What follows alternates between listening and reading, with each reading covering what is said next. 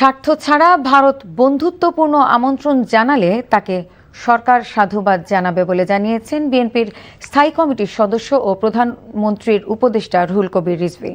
সকালে রাজধানীর জিয়া উদ্যানে বিএনপির প্রতিষ্ঠাতা শহীদ রাষ্ট্রপতি জিয়াউর রহমান ও বেগম খালেদা জিয়ার সমাধিতে স্বেচ্ছাসেবক দলের ৪৬তম প্রতিষ্ঠা বার্ষিকীতে দলের নেতাকর্মীদের নিয়ে শ্রদ্ধা নিবেদন শেষে তিনি এমন কথা বলেন।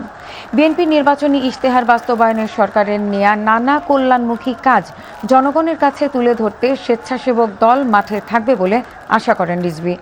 যে কোনো ষড়যন্ত্র ও প্রতিবন্ধকতা বিএনপির নেতাকর্মীরা শক্ত হাতে মোকাবেলা করবে বলেও জানান বিএনপির এই স্থায়ী কমিটির সদস্য। নতুন করে শপথের অঙ্গীকার তৈরি হয়।